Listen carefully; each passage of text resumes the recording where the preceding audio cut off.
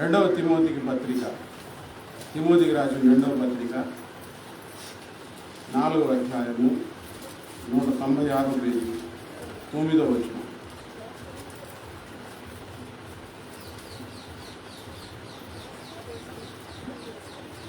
తిమోతికి రాసిన రెండవ పత్రిక 4వ అధ్యాయం 10వ వచనం.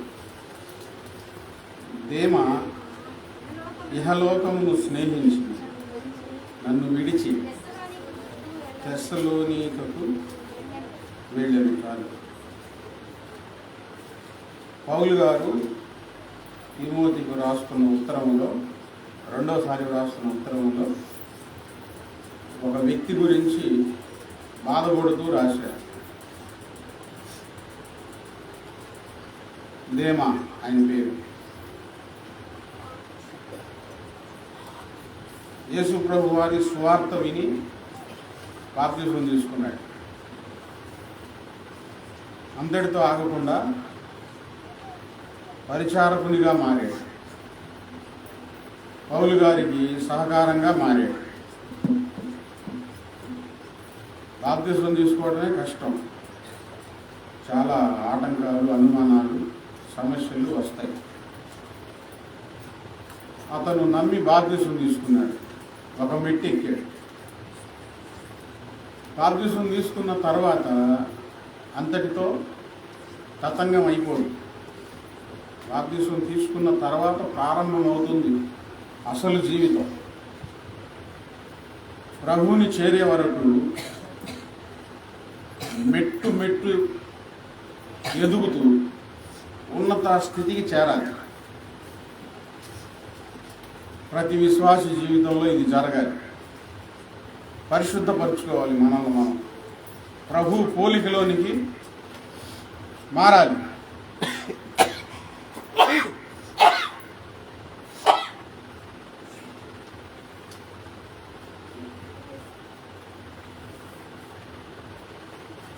ప్రభువు వరకు నిలవబడాలి. ఆ క్రమంలో దేమ బాప్తిసం తీసుకున్నాడు. కొన్ని మెట్లు ఎక్కాడు. ఆత్మీయ జీవితంలో పౌలు గారికి సహకారంగా ఉన్నాడు. పౌలు గారి దగ్గర సహకారంగా ఉండాలంటే అంత తేలికైన పని కాదు. ఆయనకు నమ్మకం కలగాలి. ఏ పని చెప్తే ఆ చేయగలిగే స్థితి ఉండాలి. ఇప్పుడు ఏదైనా ఉద్యోగమైనా, వ్యాపారమైనా, పని చేయగలుగుతారా లేదా అని ముందు పరీక్షిస్తారు. వారికి ఆ సామర్థ్యం ఉందని తెలిస్తే వారిని ఆ పని జరిగించడానికి ఇష్టపడి ఉద్యోగంలోనికి తీసుకుంటారు. సామర్థ్యం లేదని తెలిస్తే తీసుకోరు. ఇక దేవుని పరిచర్యలో దైవజనుడి పక్కన పనిచేయాలంటే ఇంకా చాలా కష్టం. అది కూడా సంపాదించుకున్నాడు. ఆ భాగ్యం కూడా సంపాదించుకున్నాడు. ఉద్యోగంలో చిన్న పెద్ద అబద్ధాలు చెప్పుకోవచ్చు. వ్యాపారంలో అబద్ధాలు చెప్పుకోవచ్చు. ఏదైనా పనిలో అటో ఇటో కొంచెం మాటలు తడబడవచ్చు, అబద్ధాలు చెప్పవచ్చు. కానీ దేవుని పనులు ఎలా ఉండాలి? సహకారంగా ఉన్నవాళ్ళు చాలా నిష్టగా, పవిత్రంగా, చాలా ఖచ్చితంగా ఉండాలి. చాలా ఖచ్చితంగా ఉండాలి. కొంచెం పాత నిబంధనలోనికి వెళ్ళి ఓ సందర్భం గుర్తు చేస్తాను మీకు. పాత నిబంధనలో యుద్ధ చరిత్రలు ఎక్కువగా వ్రాయబడి ఉంటాయి. ఆ యుద్ధానికి వెళ్ళినప్పుడు ఆయుధాలు మోసేవాళ్ళు ఒకళ్ళు ఉంటారు పక్కన. అంటే ఒక కత్తి ఇరిగిపోతే వెంటనే ఇంకో కత్తి ఇవ్వడానికి, ఒక బాణం ఇరిగిపోతే వెంటనే ఇంకో బాణం ఇవ్వడానికి రకరకాల ఆయుధాలు ఉంటాయి కదా. ఇప్పుడు ఈ ఆయుధాలు మోసే అతను ఎంత సామర్థ్యం కలిగి ఉండాలి? యుద్ధం చేసే వ్యక్తితో తను తోడు వెళ్ళాలంటే యుద్ధం చేయడానికి ఒక బలాఢ్యుడు బయలుదేరి వెళ్తూ ఉంటే తన ఆయుధాలు మోసి అతను కూడా అతనితో పాటు చాకచక్యంగా వెళ్ళగలగాలి. ఆయుధాలు మోయాలి. మళ్ళీ పక్క నుంచి ఎవరు వస్తారు, ఎవరు దాడి చేస్తారు, అది కూడా గమనించుకుంటూ తన వెంట వెళ్ళే వ్యక్తికి సామర్థ్యం చాలా బాగా ఉండాలి. ఉండగలిగితేనే మీరు యుద్ధం చేయగలుగుతారు, ఇరువురికి క్షేమం కలుగుతుంది. దేవుని పని చేసేటప్పుడు దైవజనుని పక్కన ఉండి పనిచేయాలంటే చాలా చురుకుదనం, నమ్మకత్వం, పరిశుద్ధత ఉండాలి, మెళుకువగలిగి ఉండాలి. ఇప్పుడు ఒక పని చెప్తే 4 సార్లు చెప్పిందాక ఆ పని చేయలేదనుకోండి, వాళ్ళని మన వెంట ఉంచుకొని మనకు సహకారంగా ఉండాలని మనం కోరుకుంటామా?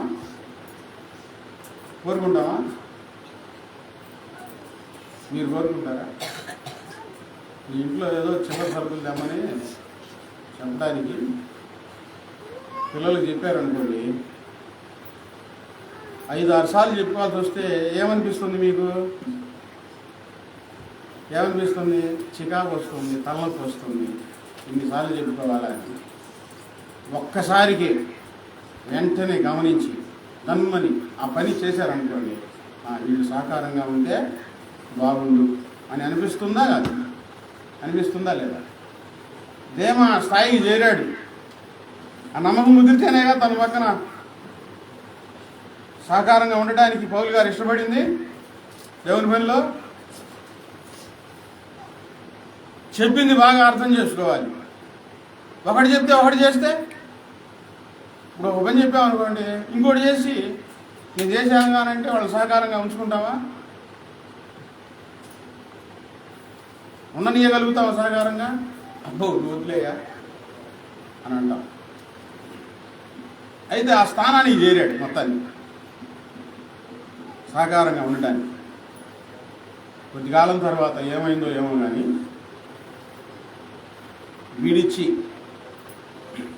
నన్ను విడిచి తెస్సలోనికకు వెళ్ళాను. మొత్తం విడిచిపెట్టాడు, దేవుని పని విడిచిపెట్టాడు. పౌలు గారి దైవజనుణ్ణి విడిచిపెట్టాడు. ఆయన అనుకున్న చోటుకి వెళ్ళిపోయాడు. వినండి, ఆయన అనుకున్న చోటుకి వెళ్ళిపోయాడు. నేను మీకు ఒకటి గుర్తు చేస్తా ఉన్నాను.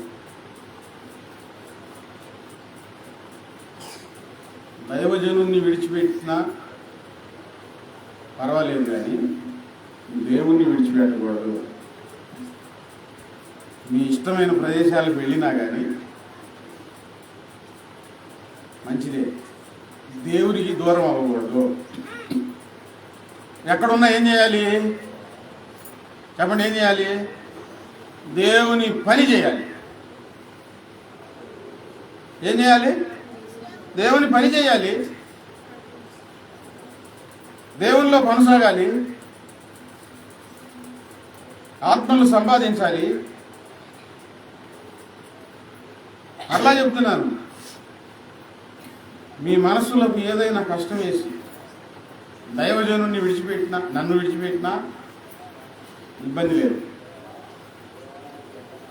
మీరు అనుకున్న ప్రదేశాలకు, మీరు అనుకున్న చోట్లకు వెళ్ళి దేవునికి దూరం అవ్వద్దు, దేవుణ్ణి విడిచిపెట్టవద్దు, దేవుని కోసం బ్రతకండి. ఏదో ఒక విధంగా దేవుడు మిమ్మల్ని వాడుకొని ఆశీర్వదిస్తాడు. కానీ దేమా ఎవరిని విడిచిపెట్టాడు? పౌలు గారిని విడిచిపెట్టాడు, దేవుణ్ణి కూడా విడిచిపెట్టాడు. దేవుణ్ణి కూడా ఎందుకు విడిచిపెట్టాడు మాస్టర్ గారు? నీకెట్లా తెలిసింది అనంటే అక్కడ వాక్యంలో రాసినది, దేమా ఇహలోకమును స్నేహించి, దేమా ఇహలోకమును స్నేహించి నన్ను విడిచి తెస్సలోనికకు వెళ్ళాను. అంటే దేవుని కూడా వదిలిపెట్టాడు, దేవునికి కూడా దూరం అయిపోయాడు. దేవుడిని విడిచిపెట్టాడు, దైవజనుణ్ణి విడిచిపెట్టాడు. దేవునితో సహవాసం చేయటం ఎంతో భాగ్యం. అందరికీ ఆ భాగ్యం ఉండదు. చదువుకున్న వారు, మంచి జ్ఞానం కలిగిన వారు, సంపద కలిగిన వారు ఉన్నారు. కానీ దేవునితో నడిచి దేవునితో సహవాసం చేసే భాగ్యం అందరికీ లేదు. అది సంపాదించుకున్నాడు దేమా. దైవజనుని పక్కకు సాకారంగా ఉండే స్థితి సంపాదించుకున్నాడు. మధ్యలో ఏమైందో ఏమో కానీ ఇహలోకాన్ని స్నేహించడం మొదలుపెట్టాడు. ఈరోజు మనమందరం ఈ లోకంలో నుంచి దేవుడు వేరు చేసిన మనుషులు. ఒకప్పుడు ఈ లోకంతో సంబంధం ఉంది, ఒకప్పుడు ఈ లోక విషయాలలో స్నేహం సంబంధాలు అన్నీ ఉన్నాయి. అని దేవుడు పిలిచాడు, ఈ లోకంలో నుంచి వేరు చేశాడు. ఆయనతో అంటుకట్టుకున్నాడు, ఆయనతో సహవాసం ఇచ్చాడు. మీలో ఎంతమందికి నేను ఈరోజు దేవునితో నడవగలుగుతున్నానన్న నమ్మకం ఉంది?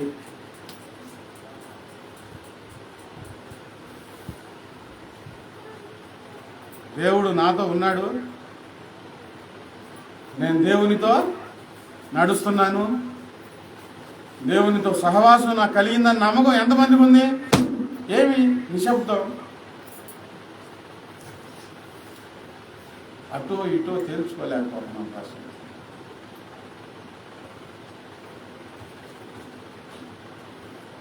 దేవునితో నడుస్తున్నాను, దేవునితో జీవిస్తున్నాను ఆ నమ్మకం ఉండాలండి మనందరికీ.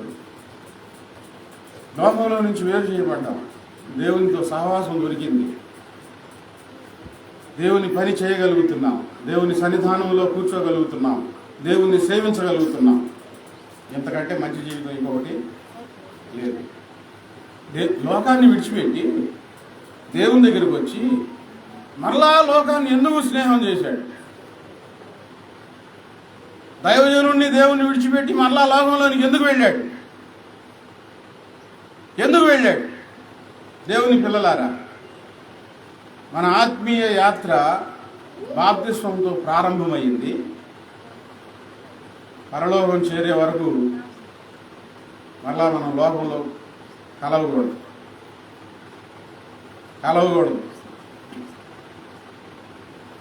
ఈ లోకాన్ని మరలా స్నేహము చేయకూడదు, లోకాన్ని స్నేహించకూడదు. సాతాను ఉంటాడు కదా మన ఆత్మీయ ప్రయాణంలో, ఆశలు రేపుతా ఉంటాడు, ఆశ పెడతా ఉంటాడు, ఆశ చూపుతా ఉంటాడు. ఏదో ఒక విధంగా మిమ్మల్ని దూరం చేయాలని నేత్రాశ, శరీరాశ మీలో రేపుతూ ఉంటాడు. ఒకప్పుడు ఎంత చక్కగా ఉండేదానివి, ఎంత సౌభాగ్యంగా ఉండేదానివి, ఇప్పుడు ఏంటి ఈ పరిస్థితి? సాతాను ఆలోచనలు పెడతాడు. ఇప్పుడు దేవుల్లో ఉన్న స్థితిని సాతాను గారు చెప్పడు.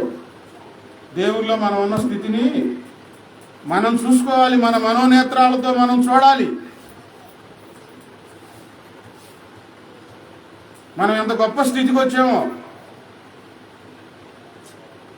మన సౌభాగ్యం ఎంతటిదో. ఈ లోకంలో ఉన్న బంగారం అంతా తీసుకొచ్చి ఒక త్రాసులో కుప్పుగా వేసి మనల్ని ఒక త్రాసులో పెడితే ఆ బంగారం అంతా తేలిపోతుంది. దేవుడు మనకిచ్చిన రక్షణ భాగ్యం ఎదుట ఎంత సౌభాగ్యం, ఎంత గొప్ప స్థితి దేవుడు మనకిచ్చాడో అది గమనించకుండా నువ్వు ఒక నమ్మకత్వాన్ని సంపాదించుకొని ఎన్ని మెట్లెక్కినా అక్కడి నుంచి దబేలు మంది పడిపోతావు. సాతాను ఏదో ఒక బాణం వేసేసి నిన్ను లాగేస్తాడు, ఏదో ఒక గాలం వేసి నిన్ను లాగేస్తాడు బయటికి. ఎలాగో అలా లాగుతాడు.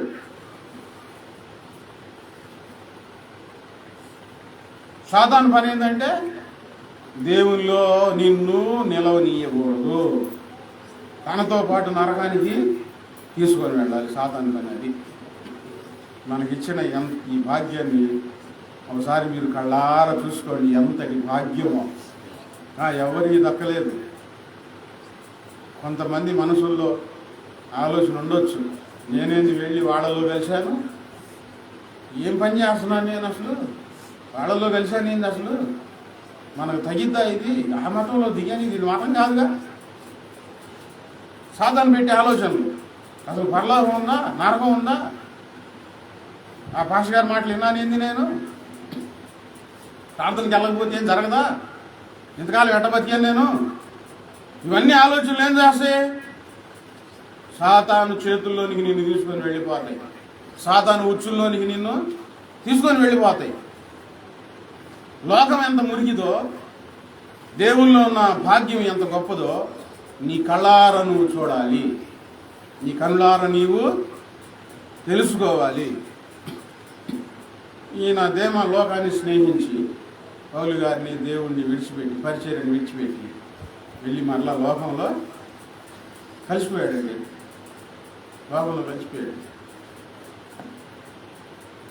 గత జీవితం ఏంటి, ఎంత అసభ్యకరమైంది, ఎంత పాడుబడిన జీవితం అది, ఎంత మురికి జీవితం. చూడాలా వద్దా? ఈ మధ్య ఒక పాస్టర్ గారు 20 సంవత్సరాలు ఏమో సేవ చేశాడంట పాస్టర్గా. విశ్వాసిగా కాదు బతికింది, పాస్టర్గా. ఆయన వెళ్ళి ఆ కరుణాకర్ దగ్గర కూర్చొని,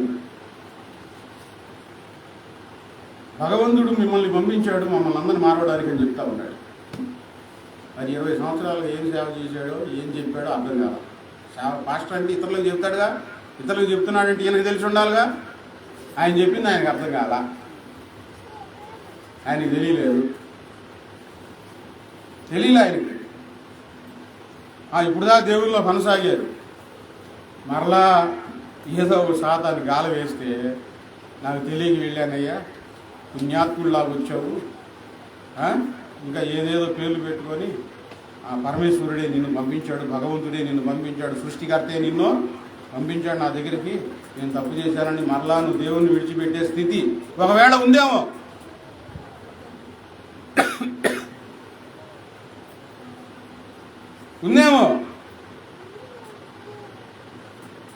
ఒక విశ్వాసిలో జరిగిన సంఘటన. ఆమె దేవుని సన్నిధానమునకు వచ్చింది, ప్రభువు నమ్ముకొని వాక్యం వింటూ ఆమంతటికి ఆమె, ఎవరూ చెప్పలేదు, ఆమంతటికి ఆమె అన్నీ తీసేసింది. నగలు, పూలు, బొట్లు అన్నీ ఆమంతటికి ఆమె తీసేసింది, ఎవరు చెప్పలా. ఏ స్థాయికి వచ్చింది? నాకు ప్రభు ఉంటే చాలు, పరలోకంలో నేనుంటే చాలు అన్న స్థాయికి వచ్చింది. ఈమె దగ్గర స్నేహితురాలు ఎవరు ఒక ఆమె వచ్చి, ఏంటి నీ అవతారం ఏంటి, నువ్వేంటి అట్లా ఉండేదానివి, అట్లా మారిపోయావా? ఆ మాట ఆమెకి గిలి పట్టుకోండి మనసులో. ఏవైతే ఆమె తీసేసిందో అన్నీ మళ్ళీ చిన్నవి పెట్టుకోవడం మొదలుపెట్టింది. అన్నీ చిన్నగా అయ్యే పెద్ద అయిపోయింది. మరలా పాత జీవితంలోకి వెళ్ళిపోయింది. ప్రభువుని వదిలిపెట్ల, ప్రార్థనలోనే ఉంది, కానీ అవతారం మారిపోయింది. నేను అంటున్నాను మీరు గాజులు పెట్టుకోవద్దు, పూలు పెట్టుకోవద్దు, అవి చేయొద్దు, ఇవి చేయొద్దు, ముగ్గులు వేయొద్దు అని నేను చెప్పను కూడా. ప్రభువులో ఎలాగుంటే బాగుంటుందని మిమ్మల్ని మీ వాక్యం వింటూ మీరు తెలుసుకొని ఏ స్థితిలో ఉంటే బాగుంటుందో అలా మీరు చేయండి. ఇప్పుడు దేమా వెళ్ళిపోయాడు, పౌలు గారు బాధపడ్డాడు. అయ్యా వెళ్ళొద్దు రా అని ఆయన బతిమలాళ్ళ అయ్యా వెళ్ళబాక, అట్లా వెళ్ళకూడదని బతిమలాడలేదు ఆయన. వెళ్ళిపోయాడు, నన్ను వదిలిపెట్టి అని బాధపడ్డాడు అంతే. బలవంతం లేదు. దేవుల్లో ఉన్న గొప్ప స్థితిని మీరు చూడండి. మన హృదయ అంతరంగపు అలంకరణ మనం చేసుకోవాలి. పాడు.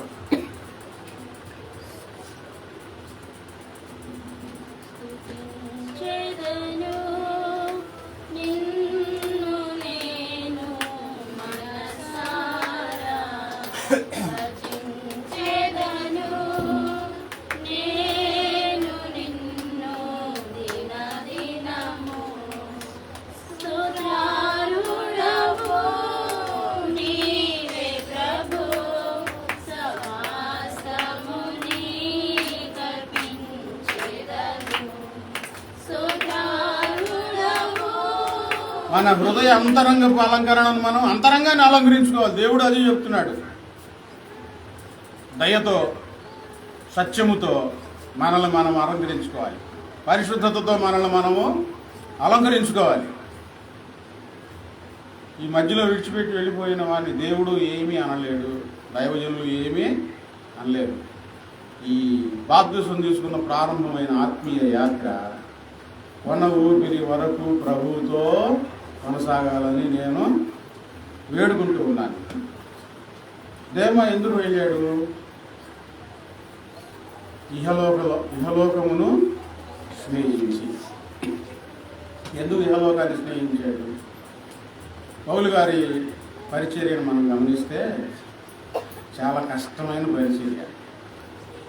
మరి పౌలు గారి పక్కన ఉండాలంటే ఆయన కూడా కష్టపడాలిగా. ఒకరోజు అన్నం ఉండిద్ది, ఒకరోజు అన్నం ఉండదు. ఎందుకంటే ఆయన జీవితంలో ఆయన చెప్పుకున్నాడు,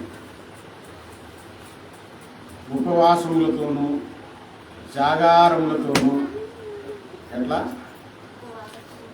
జాగారములతోనూ కొన్ని రాత్రులు జాగారం చేయాల్సి వచ్చింది. ఇప్పుడు ఈయన కూడా జాగారం చేయాలిగా. ఆయన జాగారంగా ఉండాలంటే అయ్యగారు ఏం చెప్తారు అని. ఆకలి దప్పికలతోనూ, ఒకసారి నీళ్లు కూడా లేవు, ఆకలి దప్పికలతోనూ, ఇంకోసారి దెబ్బలు, వాక్యం చెప్పేటప్పుడు కొట్టేవాడు, హింసలు, ఆపదలు. ఈ సుఖవంతమైన జీవితం కాదు, చాలా కష్టమైన జీవితం. అందుకు ఇష్టపడ్డాడు మొదట ఆయనతో కష్టం అనుభవించడానికి. కొంతకాలం తర్వాత చక్కగా 3 పూటలు భోజనం మనం అనుకున్నది చేయొచ్చు. పుడిక్కని ఇక్కడికి వచ్చి చేరావే, ఈయన పక్కకు వచ్చి టయానికి అన్నం లేదు, నిద్ర లేదు, ఒకటే తిట్లు, ఒకటే దెబ్బలు, ఎక్కడికి వెళ్ళాలో, ఎప్పుడు ఎలా అవుతుందో, ఎప్పుడు ఏం జరుగుతుందో తెలియదు. ఇవన్నీ ఆలోచించుకొని ఆడుంటే ప్రశాంతంగా ₹1 బఠానీలు అమ్ముకొని చక్కగా అయినా బతకొచ్చు. మనసు అంతా మరలా ఆ లోకంలోనికి వెళ్ళిపోయింది. మనసంతా లోకంలోనికి వెళ్ళిపోయింది. ఏమో మనసు అంతా దేవునితో ఉంటామంటే చాలా కష్టం. అబ్రహాం పాస్టర్ గారు సాక్ష్యం చెప్తా ఉంటే, హోసన్నా మినిస్ట్రీస్ అబ్రహాం పాస్టర్ గారు సాక్ష్యం చెప్తా ఉంటే నాకు అనిపించింది,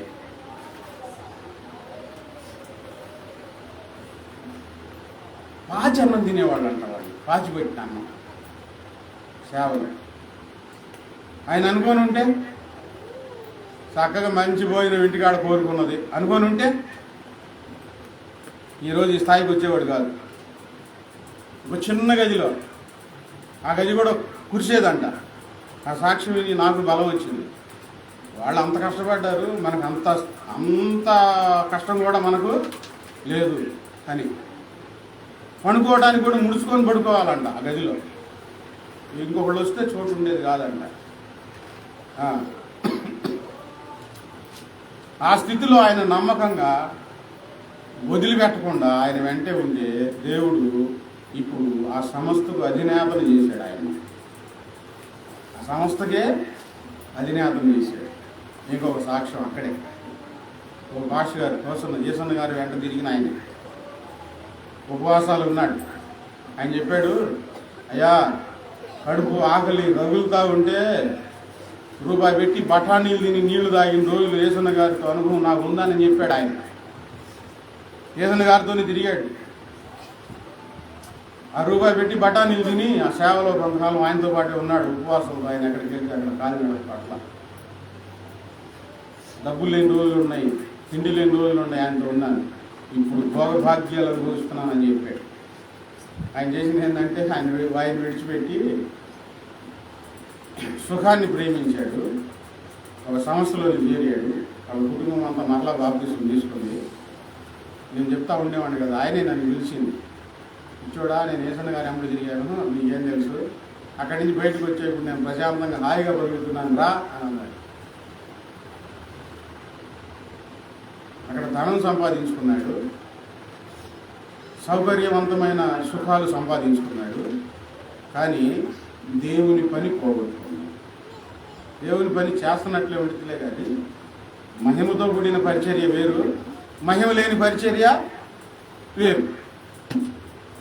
ఇద్దరు ఒకళ్ళు వదిలిపెట్టకుండా ఆయన వెంటే ఉంటే దేవుడు గొప్పగా ఆశీర్వదించాడు. ఒకళ్ళు వదిలిపెట్టిపోతే డబ్బులో మునిగిపోయాడు, సుఖాలలో సుఖభోగాలలో మునిగిపోయాడు.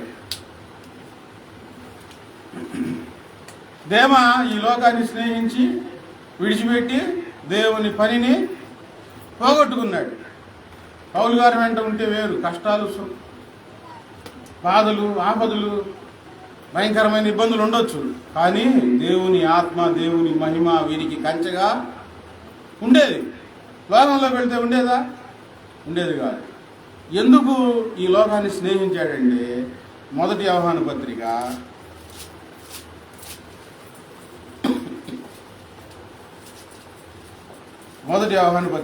2వ అధ్యాయం 15వ వచనం. జాగ్రత్తగా చదవండి. మొదటి యోహాను పత్రిక 2వ అధ్యాయం 15వ వచనంలో ఈ లోకమునైనను ఈ లోకంలో ఉన్న వాటినైనను ప్రేమించొద్దు. ఆగండి. లోకంలో వేరైన మనం లోకాన్ని ఛేదరించుకునేగా బయటకు వచ్చింది. లోకంలో ఉన్న వాటిని ఛేదరించుకునేగా ఈ జీవితం వద్దు ప్రభు అనుకొని బయటకు వచ్చింది. అసహించుకునే కాదా, వద్దు ప్రభు అనుకొని బయటకు వచ్చింది. ఇప్పుడు దేవ ఈ లోకాన్ని ఎందుకు స్నేహించాడంటే ప్రేమించాడు. ఈ లోకాన్ని ప్రేమించాడు. అందుకే వాక్యంలో రాయబడింది, ఈ లోకమునైనను లోకంలో ఉన్న వాటినైనను ప్రేమించొద్దు. దేవుణ్ణి ప్రేమించండి, పరిచర్యను ప్రేమించండి, ప్రార్థనా జీవితాన్ని ప్రేమించండి, దైవజనులను ప్రేమించండి. లోకములోనైనను లోకంలో ఉన్న వాటినైనను ప్రేమించొద్దు. ఎవడైనను లోకమును ప్రేమించిన యెడల దేవుని తండ్రి అయిన దేవుని ప్రేమ వానిలో ఉండదు. లోకాన్ని ప్రేమించి ప్రార్థనకు వెళ్ళి పాష గారి మాట విని కరువుకు అల్లాడాను, ఇంట్లో తిండికి భోజనానికి అల్లాడాను, అబ్బో భలే బాధలు పడ్డాను, ఇప్పుడు చక్కగా హ్యాపీగా ఉంటున్నాను, మంచిది. మరి దేవుని ప్రేమ ఉందా? ఈ లోకాన్ని ప్రేమించే వాళ్ళు ఏముండదు, చెప్పండి, ఏముండదు? దేవుని ప్రేమ ఉండదు. అంతే. ఇక దేవుని ప్రేమ నీకు కావాలంటే దేవుడు ఎక్కడ నిలిపాడో, దేవుడు ఎక్కడ ఉండమన్నాడో, దేవుడు ఏమి చేయమన్నాడో, దేవుడు ఎలా ఉండమన్నాడో అలా ఉండగలిగితేనే దేవుని ప్రేమ నీలో ఉంటుందండి. దేవుని ప్రేమ లేకుండా ఎంత జీవితం జీవించి ఏం ఉపయోగం?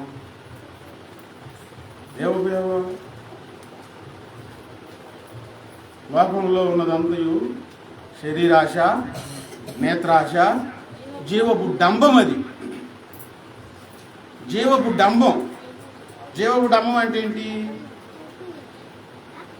అందుకో కోట్లు వచ్చేస్తున్నాయి, ఇదిగో లక్షలు వచ్చేస్తున్నాయి, మాయ అంట. ఇదిగో చూడు ఎంత సౌభాగ్యమో, ఎలా జరుగుతుంది అనుకుంటారు. అంత డంబమే. దేవుని ప్రేమలో డంబము లేదు, జీవము. చెప్పండి ఏముంది ఇక్కడ? జీవం ఉందండి. ఆయన నోటి మాటలు చాలు మనం బ్రతకడానికి. కష్టాల్లో, కన్నీళ్ళల్లో, శ్రమల్లో, ఇబ్బందుల్లో ఏముంది? జీవం ఉంది. యాకోబు పత్రికలో 4వ అధ్యాయము 7వ వచనములో యాకోబు పత్రిక, యాకోబు రాసిన పత్రిక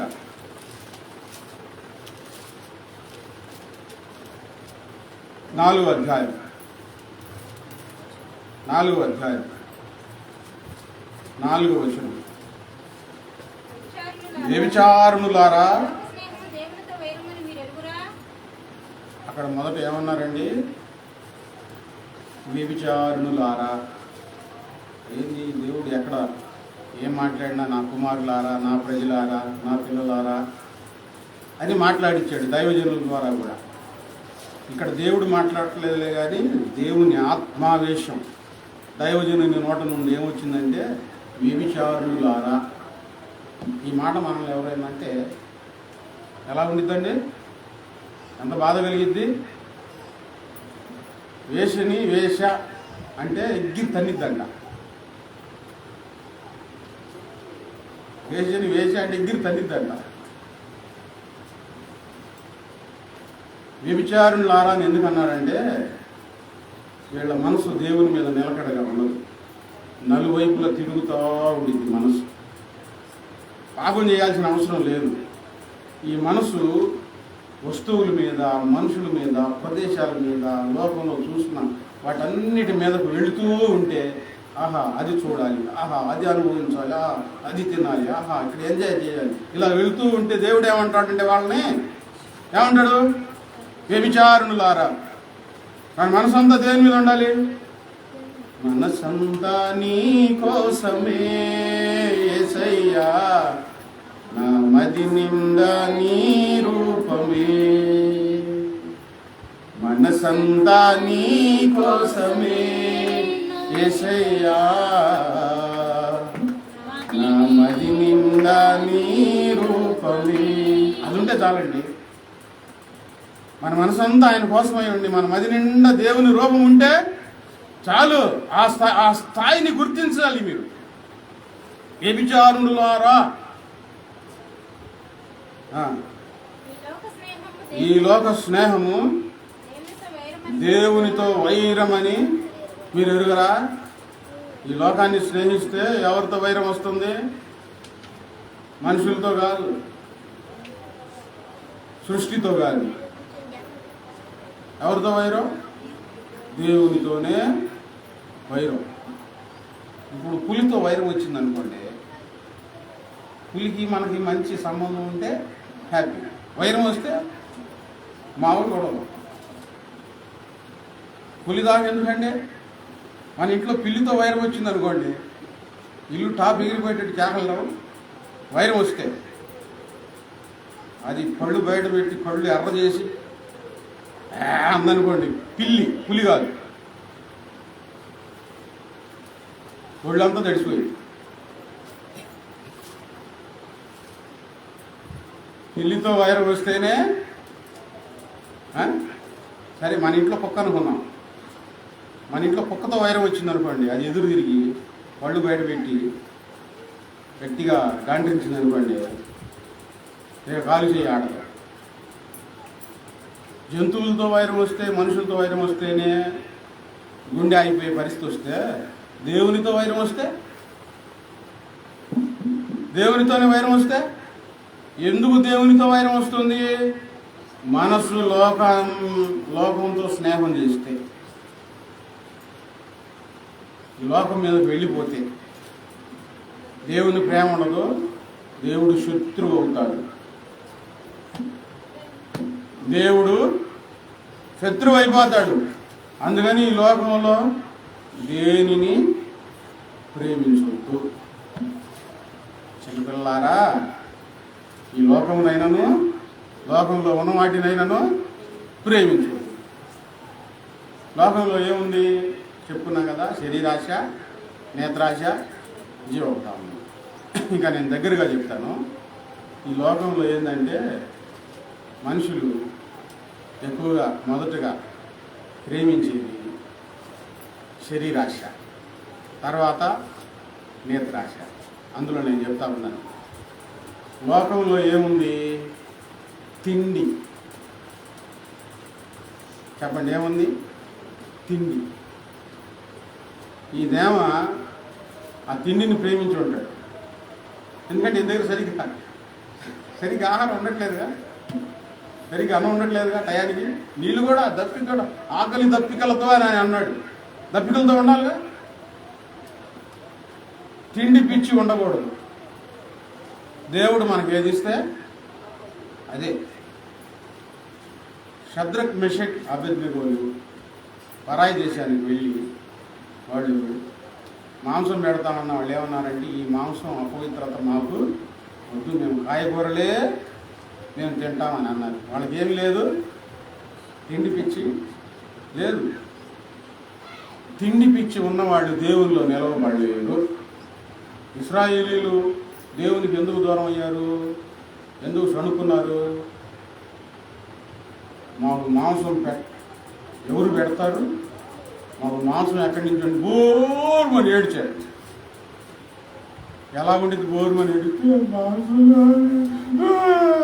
పక్కన కాదు, అందరూ ఏడ్చారు, మాంసం కావాలి. ఇంట్లో వాళ్ళందరూ మాంసం కావాలి అని ఏడుతా ఉంటే ఎవరైనా వచ్చి చూస్తే ఎట్లా ఉండిద్ది? ఇంట్లో వాళ్ళందరూ మాంసం కావాలని ఏడితే అందరు వచ్చి ఇలా ఇంట్లో వాళ్ళందరూ ఏడుస్తూ ఉంటే ఎవరైనా వచ్చి చూసి ఆడుకోండి, ఏమనిపించింది?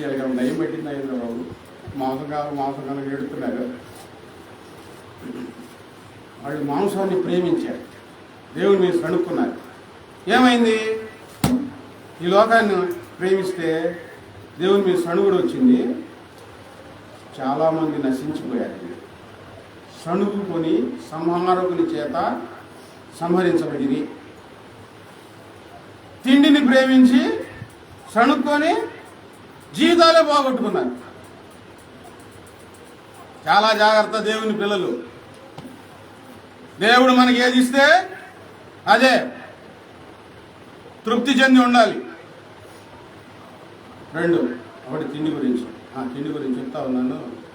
ఇటీవల కాలంలో నాకు ఒక 1500-2000 చేతికి వస్తే నాకు అనిపించింది ఏట మాంసం తినాలా అని. ఎందుకంటే అది ఇప్పుడు 1000 రూపాయలు ఏమయ్యింది. వచ్చింది కదా, ఒక్కసారైనా తిందామనిపించింది.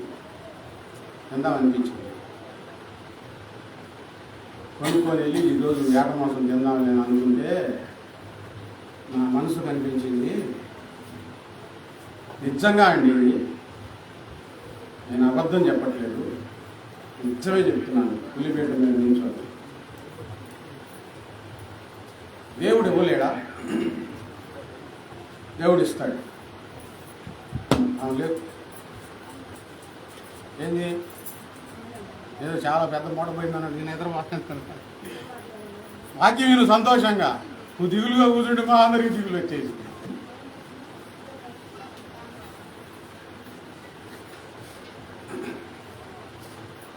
నేను ఆశించి తినకూడదు. ఈ 1000 రూపాయలు ఉంది, ఈ స్థితిలో ఇంకా కొన్నిటికి వాడుకోవచ్చు అని ప్రార్థన చేసుకున్నాను. ప్రభువా, ఇలా నాకు అనిపించింది, నేను తెచ్చుకోదలుచుకోలేదు. దాన్ని నీకు ఇష్టమైతే నాకు ఈ ప్రభువా అని ప్రార్థన చేసుకున్నాను. నీకు ఇష్టమైతే నాకు ఈ ప్రభువా, నా అందరికి నేను పొందలుచుకోలేదు. కొనుక్కొని తెచ్చుకుంటానికి ఎవరు వద్దంటారు? ఇంట్లో వాళ్ళు వద్దన్నారు, ఎవరు వద్దన్నారు. మంచిదేగా, తెచ్చుకొని తినయ్యా, ఏమైంది ఒక పూట అనుకుంటారు. నేను విరమించుకున్నానండి, నిజంగా చెప్తున్నాను. పిచ్చి పిచ్చి ఆశలు మనకు ఉండకూడదు. విరమించుకున్నాను. దేవుడు తృప్తిగా నాకు కావలసిన ఆహారం ఇచ్చాడు, ఇస్తాడు. ఆయన దేవుడు ఇస్తాడు. విరమించుకొని వెనక్కి వచ్చేసేసి వద్దు ప్రభు. ఈ లోకంలో ఏముంది? ఒకటి తిండి గురించి చెప్పాను కదా. లోకంలో ఏముందని వాక్యంలో ఏముందంటే శరీరాశ, నేత్రాశ, జీవగ్రంథం. నేను 2-3 విషయాలు చెప్తున్నాను. ఒకటి తిండి, రెండోది వస్త్రాలు. లోకంలో ఏమున్నాయి? వస్త్రాల మీదే కాక ఎక్కువగా చూపులు పోయేది నేత్రాశ. అదైతే బాగుండిద్ది, ఇదైతే బాగుండిద్ది, ఈ బట్టలైతే బాగుంది. అలా లోకంలో ఉన్నప్పుడు ఆలోచనలు ఉన్నాయి. ఇప్పుడు లోకం నుంచి వేరు చేయబడ్డాం. ఆ స్థితి మన బుద్ధులే అనుకొనే అసహించుకొని వచ్చాం. మరలా దేవునిలోకి వచ్చిన తర్వాత ఏంది, ఆ వస్త్రాలు అయితే బాగుండేదేనే, ఈ బట్టలు కట్టుకుంటే పాస్టర్ గారు ఏమంటాడో, ఈ పక్కన ఏమని నీతో, ఏమి వెళ్ళి పాస్టర్ గారికి ఏం చెప్పిందో మనసులో ఆలోచన. మళ్ళీ ఏమో అవి కట్టుకోవాలా, అవి కొనుక్కోవాలని పీకులాట. దాని మీద ఒక ప్రేమ వెళ్ళిపోయింది అనుకోండి, ఎంత ఖరీదైనా అప్పు చేశాను పోయి తెచ్చుకొని కట్టుకుంటారు. వస్త్రాల విషయంలో దేవుడు మనకి ఏది, తిండి విషయంలో దేవుడు మనకి ఏది తక్కువ చేయడు. యేసుప్రభు వారి స్వయంగా చెప్పారు, ఏమి తిందుమా ఏమి త్రాగుదుమా అని మీరు చింతింపనేలా. దేవుడు వస్త్రాలు ఇస్తాడు, తినడానికి ఆహారం ఆయన ఇస్తాడు, మంచి ఇస్తాడు.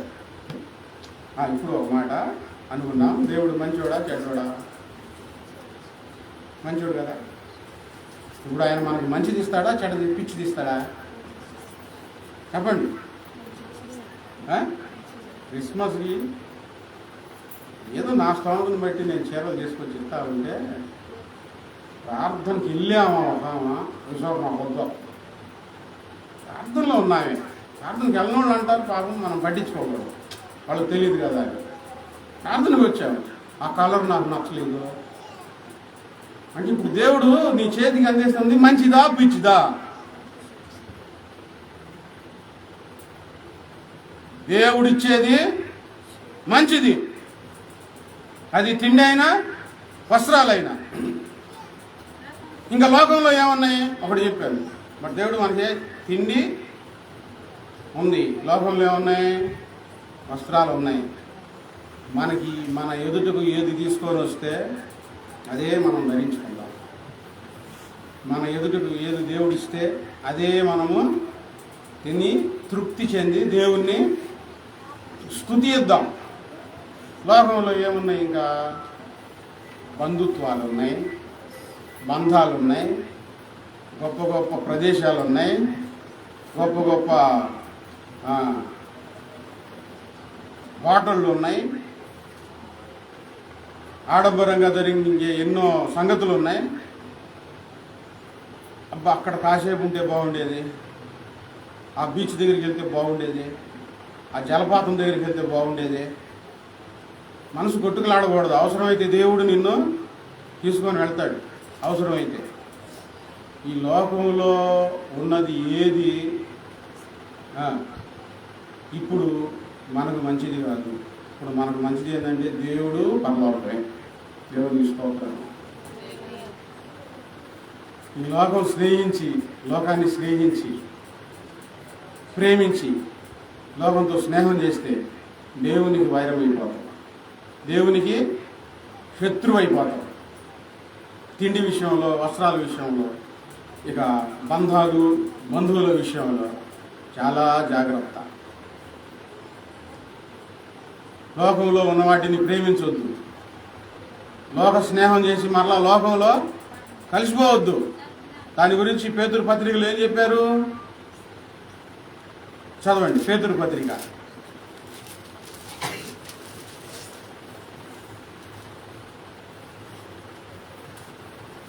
పేతురు రాసిన 2వ పత్రిక 2వ అధ్యాయం 20వ వచనం. వారు ప్రభువును రక్షకుడునైన యేసుక్రీస్తు విషయమైన అనుభవ జ్ఞానం చేత ఈ లోక మాలిన్యములను తప్పించుకొనిన తర్వాత, ఎక్కడి నుంచి మనం తప్పించుకున్నాం? ఎక్కడి నుంచి తప్పించుకున్నాం? లోక మాలిన్యంలో ఏమున్నాయి? విలువైన తిండి ఉంది, విలువైన వస్తువులు ఉన్నాయి, విలువైన మనుషులు ఉన్నారు. వీళ్ళందరూ ఎక్కడున్నారు? ఈ లోక మాలిన్యంలో ఉన్నారు. ఆ లోక మాలిన్యంలో నుంచి మనం తప్పించుకున్న తర్వాత మరలా వాటిలో చిక్కుబడి మరలా ఎక్కడ చిక్కుపడుతున్నారు? వీళ్ళ మనసు బంధాల మీద చిక్కుపడిపోతుంది. అయ్యో మనవాళ్ళే కదా, ఎందుకు దూరం చేసుకోవాలి? మరలా ఎక్కడ చిక్కుపడుతున్నారంటే వస్తువుల్లో చిక్కుపడిపోతున్నారు. దేవుణ్ణైనా వదులుకుంటున్నారు కానీ వస్తువులు వదులుకోలేకపోతున్నారు. మరలా ఎక్కడ చిక్కుపడుతున్నారంటే తిండిలో మరలా చిక్కుబడిపోతూ ఉన్నారు. చిక్కుబడి వాటి చేత జయింపబడిన ఎట్లా వారి కడవరి స్థితి మొదటి స్థితి కంటే మరీ చెడ్డదగును. వారు నీతి మార్గమును అనుభవపూర్వకంగా తెలుసుకొని తమకు అప్పగింపబడిన పరిశుద్ధమైన ఆజ్ఞ నుండి వినండి, దేవుడు మనకు అప్పగించిన పరిశుద్ధమైన ఆజ్ఞ, పరిశుద్ధమైన పరిచర్య, మనకు అప్పగించిన పరిశుద్ధమైన పరిచర్య. దేమ ఎంత పోగొట్టుకున్నాడు. పౌలు గారు అవకాశం ఇచ్చారు పక్క నుండి పరిచర్య చేయడానికి. ఆ పరిశుద్ధమైన పరిచర్యను వదులుకొని మరలా లోకంలోనికి వెళ్ళారు. అక్కడేం తినడం, తాగడం, ఆడటం, పాడటం, అంతేగా. అందరానికి ఏమైనా ఉందా? పరిచర్యలో అనుభవాలు అక్కడ ఉంటాయా? దేవుళ్ళలో అనుభవాలు అక్కడ ఉంటాయా? లోకంలో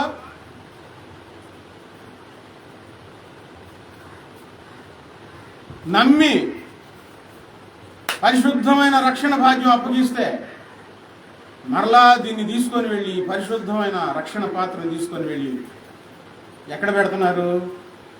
ఈ లోక మాలిన్యంలో. అనుభవపూర్వకంగా తెలుసుకొని తమకు అప్పగింపబడిన పరిశుద్ధమైన ఆజ్ఞ నుండి తొలగిపోవుట కంటే ఆ మార్గం అనుభవపూర్వకంగా తెలియక ఉండుటయే వారికి మేలు. అది తెలుసుకోకపోతే బాగుండేది. పరిశుద్ధమైన స్థితికి వచ్చి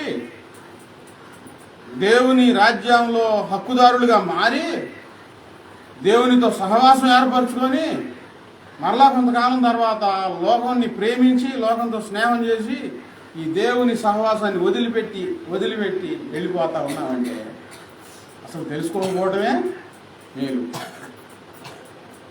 వాళ్ళ గురించి ఏమి రాశారు? కుక్క తన వాంతికి తిరిగినట్లు. కక్కి ఆ కక్కిన దానిని మరలా తినే జంతువు ఒకటే, కుక్క. చెప్పండి ఏందది? మరలా లోకాన్ని ప్రేమించడం, లోకాన్ని స్నేహించడం అంటే నువ్వు కక్కిన దాన్ని మరలా తినబోతున్నావు. అందుకే కుక్కలతో జాగ్రత్తగా ఉండడానికి ఫిలిప్పీలకు రాసిన పత్రికలో రాశారు. కుక్కలతో ఎందుకు జాగ్రత్తగా ఉండాలా? అది విశ్వాసం కలిగింది కదా, నమ్మకం అయింది కదా అని ఆలోచిస్తే ఇక్కడ రాశారు, కుక్క వాంతి చేసుకొని దాన్ని మరలా తినిద్ది. కుక్కలతో జాగ్రత్తగా ఉండండి. వీళ్ళు ఏం చేస్తారు? తా చెడ్డ కోతి వనమెల్ల చెబుతారు. వీళ్ళు వెళ్ళింది కాక ఇంకో కొంతమందిని చెబుతారు. వీళ్ళు పాడైపోయిందిగా ఇంకో కొంతమందిని మరలా అయ్యేముంది, నేను బాగానే జరుగుతుందిగా, నేను బాగానే ఉన్నానుగా చూడు. రెండవది ఏంటి? కడగబడిన పంది బురదలో దొర్లుటకు మళ్ళినట్టు అను నిజమైన సామెత చొప్పున వీరికి సంభవించను. కుక్క తన వాంతి తిరిగినట్లు కడగబడిన పంది మరలా బురదలో తొలినట్లు అని ఆ సామెత వీరికి సంభవించను. దేవుని పిల్లలారా, ఈరోజు ఈ లోకాన్ని వదిలిపెట్టి మనం వచ్చాం, లోకాన్ని తప్పించుకొని వచ్చాం. లోక మాలిన్యం ఈ పరిశుద్ధమైన స్థితి నుంచి జారిపోకుండా మీ మనసులను నిబ్బరం చేసుకోండి, ప్రార్థన చేసుకోండి, ఉపవాసం ఉండి ప్రార్థన చేసుకోండి. ప్రభువా నన్ను జారిపోని యొద్దని ప్రార్థన చేసుకోండి. లోకాన్ని చూడొద్దు, లోకంలో సంగతులు వినొద్దు, వాటి మీద ఆశలు పెంచుకోవద్దు. చిన్నగా ప్రేమ పుట్టింది అనుకోండి, ఇక మిమ్మల్ని ఎవరు ఆపలేరు. మీరు చాటుగానైనా సరే లోకాన్ని ప్రేమిస్తా ఉంటారు. చిన్నప్పుడు అమ్మ చేతులు రెండు కట్టేసి కాళ్ళు కట్టేసి పెటా బాది తింటా, ఇంకోసారి మట్టి తింటావా అంటే అస్సలు తిన్నాను. కానీ దాని మనసులో ఆశ చావలేదు కదా. పైకి భయం చూపుని చెప్పి ఆమె వెళ్ళిపోగానే ఆ మనసులో ఆశ మట్టి తినాలి. ఆడికి పోయి కూర్చొని మళ్ళా అప్పుడు మట్టి కూడా పాటి తీయ ఉండేదిగా, ఆమె తెలియకుండా మరలా ఆ మట్టి తీసి మళ్ళా తింటా ఉండేవాళ్ళు. ఎంత మట్టి తిన్నాను మీకు తెలియదు. పెద్దోడు చిన్నోడు ఒకడికి వచ్చింది అలవాటు, అదే అలవాటు. పెద్దోళ్ళు ఏం చేస్తే పిల్లలకి చేస్తారు కదా, వీడేం చేస్తున్నాడు, పడతా ఉంటే నేను చెప్పినట్టు తిన్నాను అంటే ఆ తెలివితేటలు, చావు తెలివితేటలు ఎట్లా వస్తాయో అని మనుషులకి తెలియదు. అందరికీ వస్తాయి చావు తెలివితేటలు. జేబు బరీగా పోసుకొని ఎవరికి తెలియకుండా వచ్చేసి దుప్పటి కప్పుకుంటాడు. ఏమనుకుంటాం, పడుకొని ఉండడం. కానీ దొంగ దొరకకుండా ఉంటాడా? తప్పు చేస్తే ఎట్లాగైనా దొరుకుతారు కదా. కరం అని సౌండ్ వస్తుంది. ఏం సౌండ్ ఎక్కడ అనుకుంటే ఈ దుప్పటి కదులుతుంది. మట్టి పోసుకొని జేబులో తీసుకొని తింటా ఉన్నాడు, సౌండ్ వస్తుంది. చిన్నయ్యి దుప్పటి చూస్తే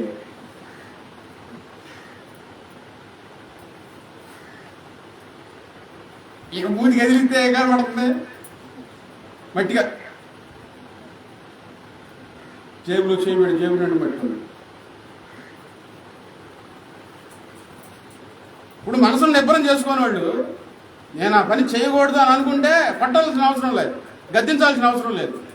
మనసులో ఉందనుకోండి, చెయ్యను, ఇక నా సారీలే ఏదో తెలియజేసేయాలి అనుకొని మళ్ళీ అక్కడికి వెళ్ళిపోయి మళ్ళీ నువ్వు అదే పని చేస్తే మళ్ళీ బొరలో బొల్లాడతానంటే దేవుడు కూడా ఏం చేస్తాడండి?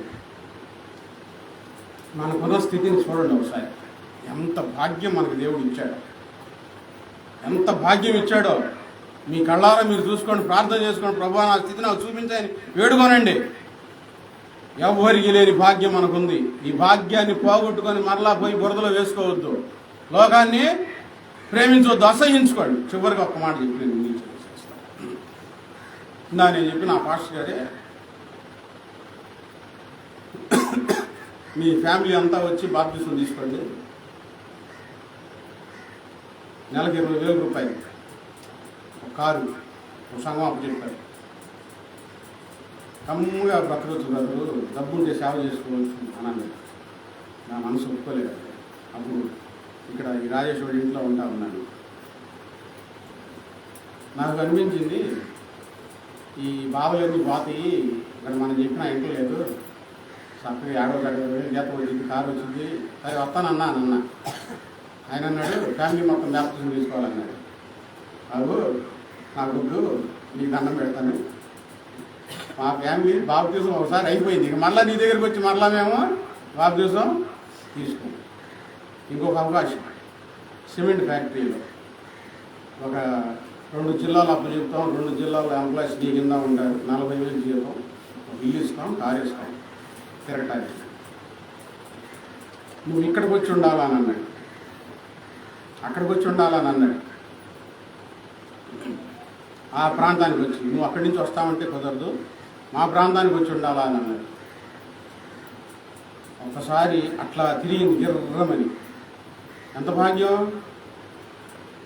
ఎవరి చేత మాట అనిపించుకునే పని లేదు, భాగ్యం మొత్తం పోతాయి. ప్రశాంతంగా ఉండొచ్చు అని అనిపించి అమ్మను వదిలిపెట్టలేను, సంఘాన్ని వదిలిపెట్టలేను. దేవుడు అప్పు చెప్పిన పరిచర్య, తిట్లైనా కష్టమైనా నిందైనా ఆ సేవలోనే ప్రాణము పోవాలా అనుకొని కష్టపడటానికి ఒప్పుకున్నాను, మనసు అంగీకరించుకున్నాను. అటు వెళ్ళదలుచుకోలేదు. వెళితే ఎవరు ఆపుతారండి? పాస్ గారు కొంతకాలం చేశాడు వెళ్ళిపోయాడు అని అనుకుంటారు అంతే. ఇప్పుడు బాగుంటున్నాడు అంటూ ఉంటారు. కానీ దేవుని మహిమ గల దేవుడు మనతో ఉండటం, దేవుడు మనతో మాట్లాడడం, దేవుడు నడిపించడం అనుభవాలు ఇవి ఉండవు. ఇప్పుడు ఆ అనుభవం కలిగి తృప్తిగా వెల్డింగ్ పని చేసుకున్నా, బొచ్చెలు మోసిన, ఆటో నడుపుకుంటున్నా, నేను సిగ్గుపడలేదు. దేవుడు నాతో ఉన్నాడు, దేవునితో నేనున్నాను, పరిచర్యను పోగొట్టుకోవాలా అక్క ధైర్యం ఉంది. నా ముందు నీ ఉండగా, నా ప్రక్కల నీ ఉండగా, నా వెనుక నీవే కావలి ఉండగా. నా ముందు నీ ఉండగా, నా ప్రక్కల నీ ఉండగా, నా వెనుక నీ